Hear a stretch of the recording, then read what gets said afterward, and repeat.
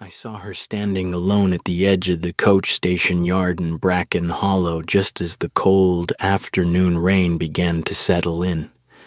It wasn't the kind of storm that sent people running for cover. This was the quiet, stubborn sort, steady drops that soaked through cloaks, boots, and moods alike. The whole yard was slick with brown mud wheel ruts deep enough to twist an ankle, and the horses tied under the lean-to snorted and stamped unhappy with the wet.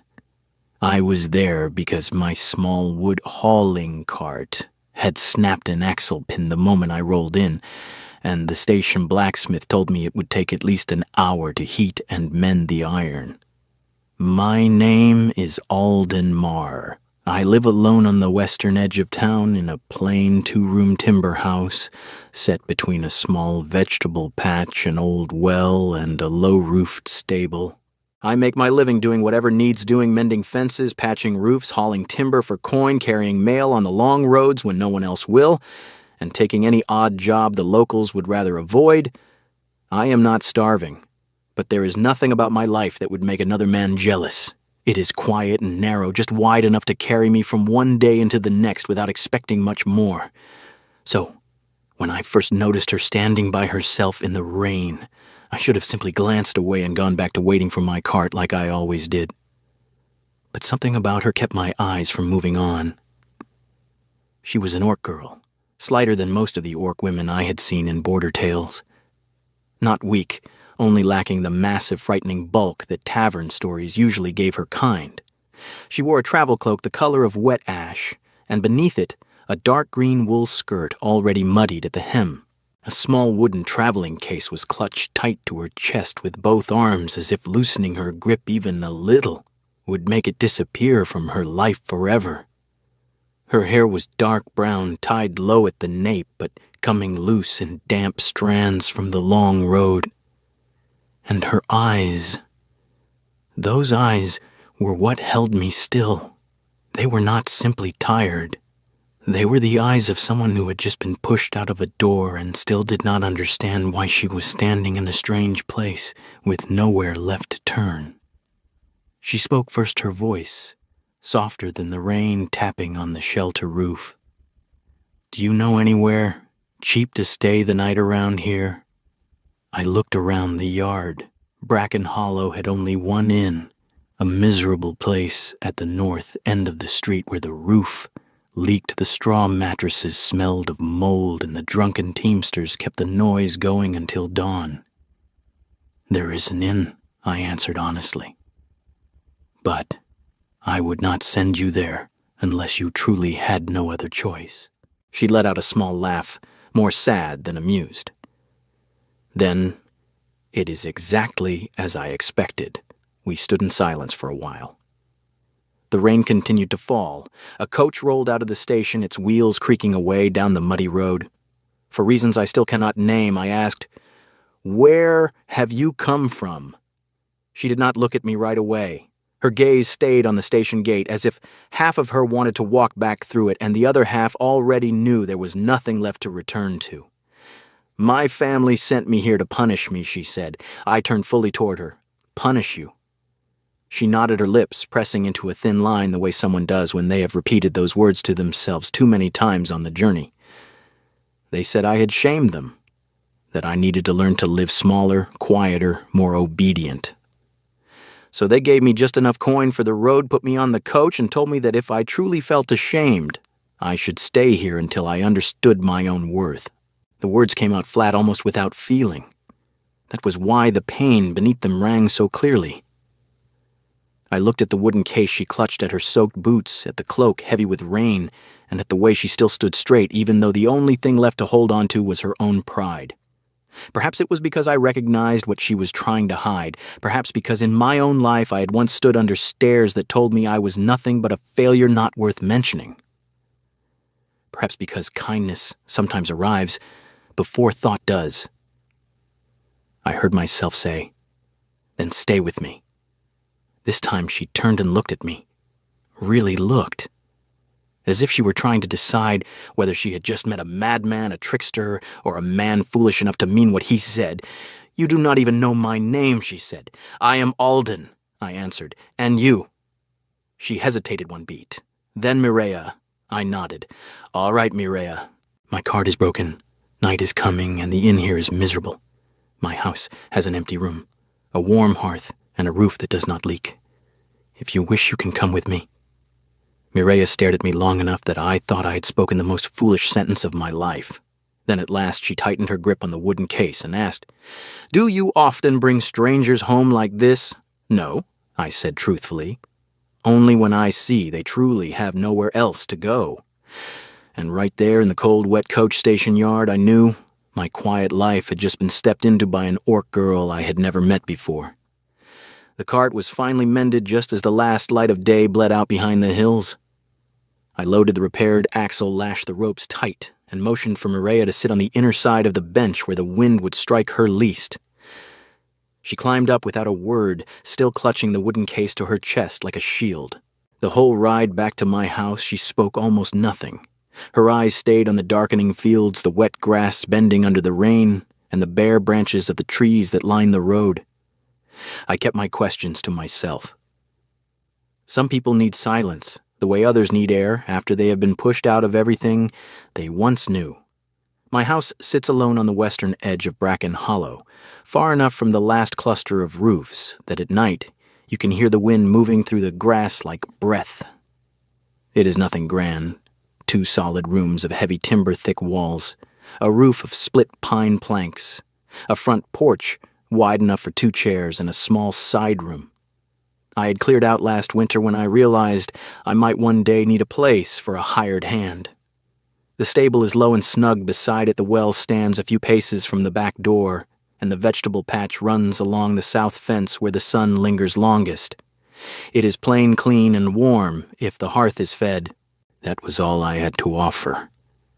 When the cart rolled to a stop in front of the porch, Mireya did not step down at once. She sat there studying the house, the smoke curling from the chimney I had left banked the faint yellow glow behind the small window.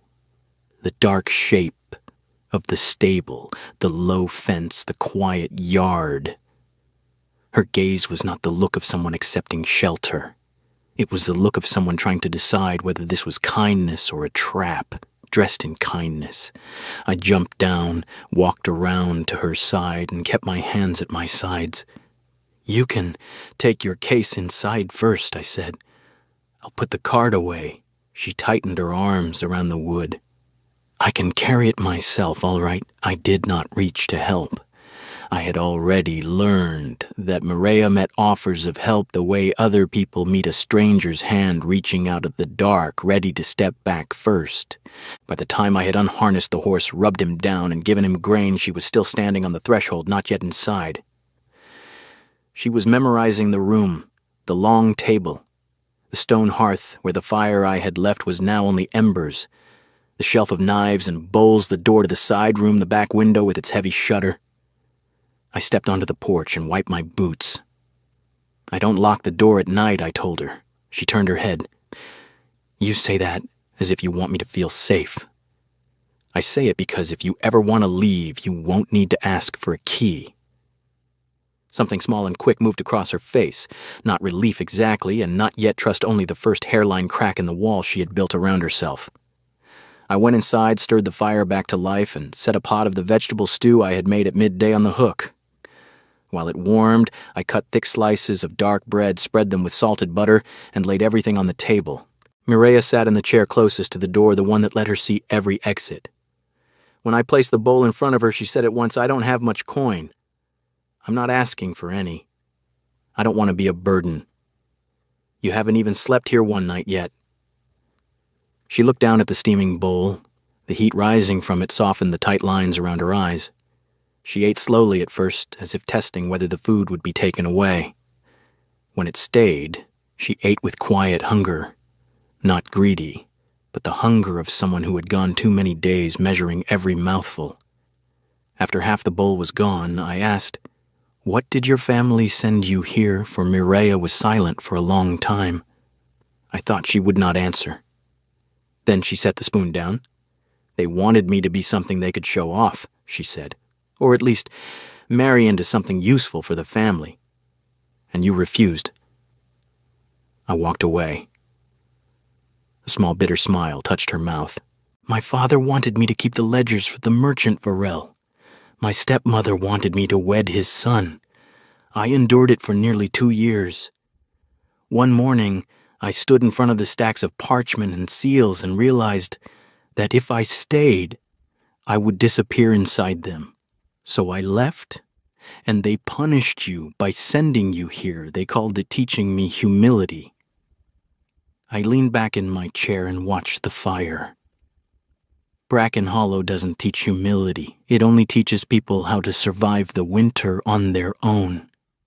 Maybe that is what they wanted, she said, her voice dropping until it was almost lost beneath the crackle of the logs. To see if without their name and their money, I am still anything at all. I studied her across the table. She sat straight, but her fingers gripped the rim of the bowl as if it were the only solid thing left in the world. Here you don't have to prove your worth by being useful, I said. Stay a few days if you want. Stay the whole winter if you want. Or leave after one night. I won't stop you. Mireia lifted her eyes. For the first time, the wariness in them thinned, replaced by the exhaustion of someone who had finally heard a sentence that carried no price.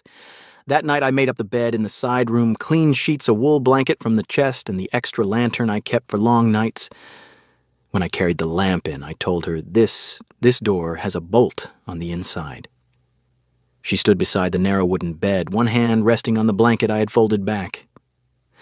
After a long moment, she asked, You truly aren't afraid? I'll steal what I can and slip away before dawn. I shrugged. I don't own anything worth stealing. Besides, if you want to leave, I'd rather you walk out the door than climb through the window. This time she laughed, soft, brief, but real. It lit the small room brighter than the lantern flame. Later, when I lay in my own bed in the main room, I listened to the faint creak of floorboards as she moved behind the closed door. I did not sleep easily. I kept waiting for the sound of the bolt sliding back the soft footsteps, heading for the porch, the quiet click of the front door closing behind her. It never came. Instead, the house, long used to holding only one breath, began, for the first time in years, to hold two. The next morning, I woke later than usual, not because I was tired, but because I had lain awake half the night listening for the sound of the bolt sliding back and soft footsteps heading for the door. She had not left. When I stepped into the main room, the fire was already rebuilt and the kettle was simmering on the hook. The back door stood ajar to let the smoke out, and Mireia was at the table slicing the last of the dark bread into thin pieces. Her sleeves were rolled to the elbows, and she moved with the quiet certainty of someone who had decided the space was no longer entirely foreign. I couldn't find the honey, she said, as if my presence and her continued stay were the most ordinary things in the world. It's in the right-hand cupboard. She opened the correct door without hesitation, took down the small crock, and glanced at me over her shoulder. You sleep heavier than I expected? I thought you might be gone. Mireia paused, then set the honey on the table. I thought the same thing about myself. Then why are you still here? She looked out the window where the early light was still veiled in mist. Because last night was the first time I slept without waiting for someone to drag me awake with orders. The words landed between us like a stone dropped into still water. I did not know what to say, so I simply sat down and let the silence hold them. From that morning onward, our days began to find their own quiet rhythm. At first, I still treated her as a guest.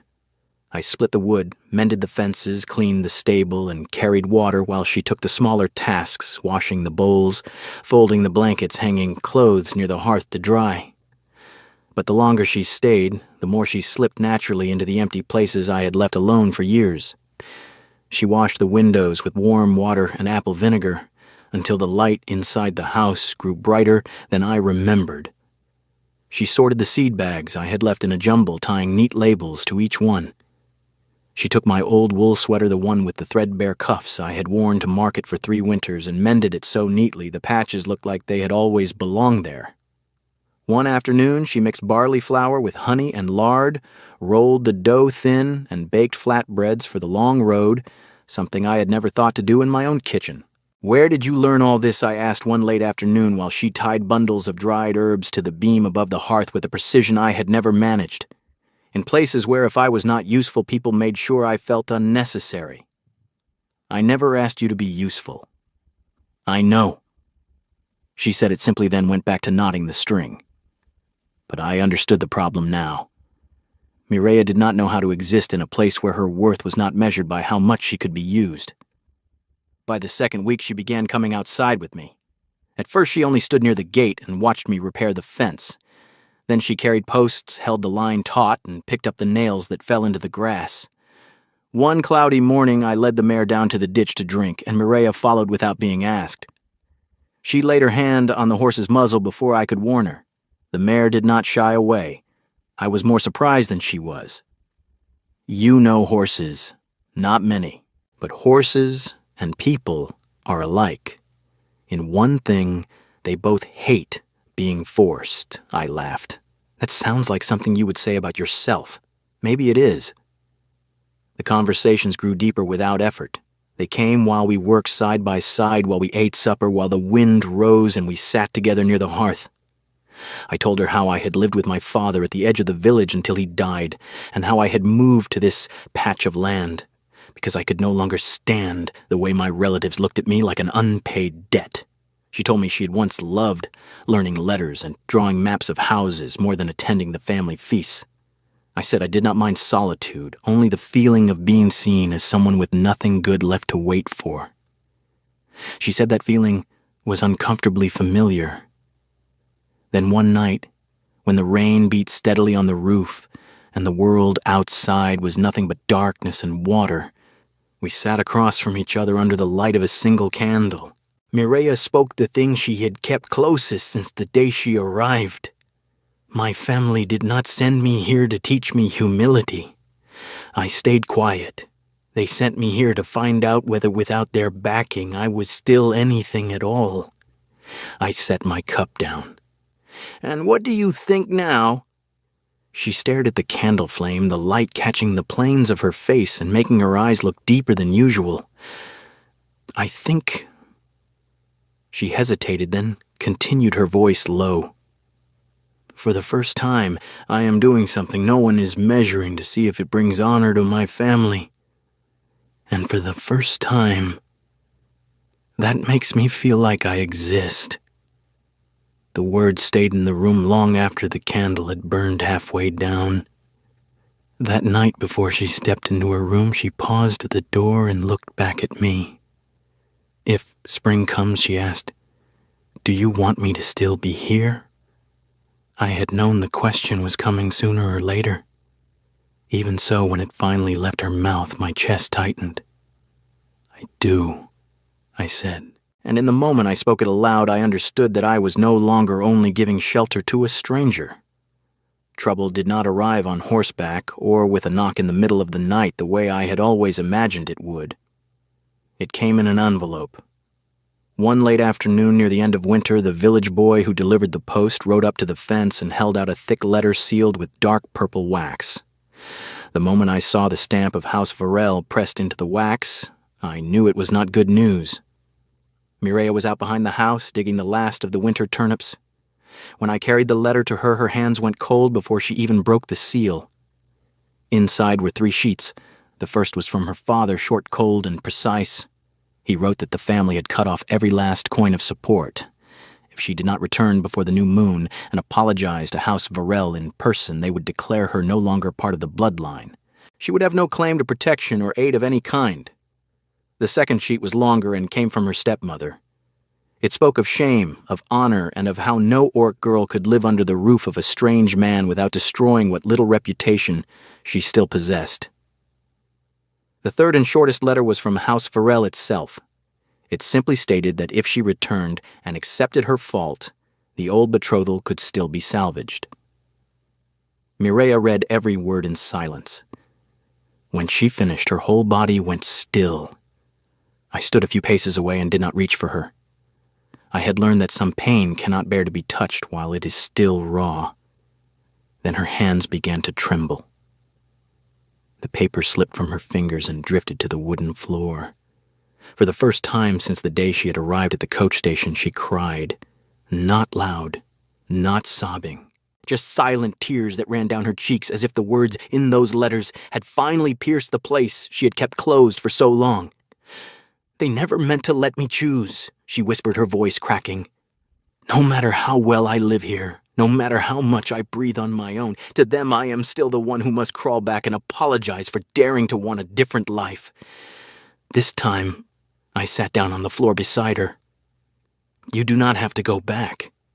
But if I do not, I will have nothing left. I looked at her, then at the house around us, the table where we ate every evening, the bundles of herbs she had tied above the hearth, the sweater she had mended hanging by the door, the second wooden cup on the shelf, the garden plot she had turned with her own hands only last week. You still have this? I said. Mireya wiped her eyes with the back of her hand and looked around as if seeing the room for the first time. That is not property, she said. No, I answered. That is a life. Her shoulders shook. I do not want to ruin it. You are not ruining anything. She lifted her gaze. Her eyes were red, but there was a strange, fierce light in them now. I came here because I was pushed, she said. But if I stay, I want to stay because I choose it. I gathered the 3 sheets from the floor, carried them to the hearth, and dropped them onto the flames. The wax melted first. Then the paper curled, blackened, and twisted, as though the words themselves were trying to escape the fire. Mireya stared, stunned. You just burned my father's letter. I did. You are truly mad. Maybe. Through the tears, she gave a wet, shaky laugh that sounded more beautiful than any sound I had heard in this house before. I moved closer until our knees touched. If you want to go back, I will not stop you. If you want to write an answer, I will carry the letter myself. But if you stay, then stay not as someone I am sheltering. Stay as someone who is choosing this life with me. She watched the last purple seal melt into nothing. Then she turned to me. Do you understand what that means? It means there will be more trouble than before. It means that if this place is ever taken from me, I will have no other home. I let out a slow breath. Then we keep it from being taken. Mireya looked at me for a long time. Then very gently she placed her hand over mine, not asking for help, not out of despair, but as the first quiet admission that this house and I had become something that truly mattered to her. Spring came slowly the way good things often do in Bracken Hollow. The ice in the ditch melted into brown water that ran clear by midday. Blades of new grass pushed through the mud along the fence line, and the chickens stayed out longer each morning scratching at the softening earth. Inside the house, everything had changed in ways so quiet I almost missed them until I looked again. Mireya's cup no longer sat on the shelf as a guest's cup. It lived on the right side, next to mine. Her cloak hung on the 3rd hook by the door as though it had always belonged there. The small wooden traveling case that once waited beside her bed like something ready to leave had been pushed into the corner of her room. On its lid now rested a folded handkerchief, a wooden comb, and the small sewing box she had brought with her. It was no longer packed for flight. It was simply stored. The clearest proof came one bright morning when she opened the front door before I did. She carried a handful of seed packets and asked, "Do you want the new row of greens on the left side of the onions or the right? Not should I plant them, not may I help. Just do you want?" As if the coming season already belonged to both of us. Still, one thing between us had not yet been spoken aloud. It lived in the small touches that lasted half a second longer than necessary. Her fingers brushing mine when she passed me the hammer. The way we both went still when I walked behind her in the narrow kitchen. The quiet evenings when she carried her blanket to sit closer to the hearth, without giving a reason. It lived in the way she watched me when she thought I was asleep in the chair, and in the way I pretended not to notice. It waited until the last rainy day of the month. A small procession from the village passed along the road that afternoon, heading to the spring festival in the fields beyond. They saw Mireya working in the garden. No one called her the girl who had been sent here in disgrace anymore. She stood straight among the fresh-turned soil, hair tied back sleeves, rolled hands dark with earth, and her eyes were clear and steady. When the last of them disappeared around the bend, she came inside, closed the door behind her, and stood for a moment in the soft spring light that filled the kitchen. "If that first day at the coach station you had not told me to stay," she said quietly, "I would probably be back in my father's house by now, apologizing to people who never apologized to me, living the rest of my life inside the cage they chose. I set the hoe against the wall, and now I asked." Mireya stepped farther into the room. Sunlight caught the faint dust in the air and turned it to gold. She looked at the table where we ate every evening, at the herbs she had hung at the second chair that was now hers, at the garden she had helped plant, and finally at me. "Now I want to be here," she said. "Not until I find somewhere better. Not until my father forgives me. I want to be here because I want a home that has you inside it." My heart beat so hard I could hear it in my ears. I crossed the space between us and stopped close enough that she could step back if she wished. She did not step back. "Then stay," I said. "Not as someone I shelter. Stay as someone who belongs in this house with me." Her eyes shimmered. Only as someone who belongs in this house, she was giving me one last chance not to be a coward. I lifted my hand and touched her cheek. Her skin was warm now, no longer cold from the long road or the fear that had traveled with her. I felt the faint tremor beneath my fingers, but it was not fear. It was something alive and waiting. "And if you will let me," I said, "stay as someone who is mine." Mireya closed her eyes for a single heartbeat. When she opened them again, the look she gave me was one I knew I would carry for the rest of my life. "Maybe I already am," she whispered. The first kiss came slowly, soft, and certain, the way spring finally arrives after a long winter. It was not the kiss of a rescuer and the rescued. It was not born of pity or desperation. It was the kiss of two people who had walked through loneliness and shame and closed doors and had chosen at last to stand still beside each other. When we drew apart, her forehead rested against mine, and her breath trembled. "My family sent me here to punish me," she said so softly the words were almost lost between us. "But they sent me to the first place where someone saw me as myself." I pulled her close, her arms around her, feeling the solid warmth of her back beneath my hands. "Then stay with me," I answered. This time she did not smile because she was surprised. She simply nodded as if the words had finally found the place they were always meant to rest. And so the story that began with an orc girl standing alone in the rain at the coach station ended, or rather truly began, with her planting seeds for the new season in the soil outside our house. The wooden case stayed in the corner. The second cup stayed on the shelf. The cloak stayed on its hook. From now on, this was no longer my house. It was ours.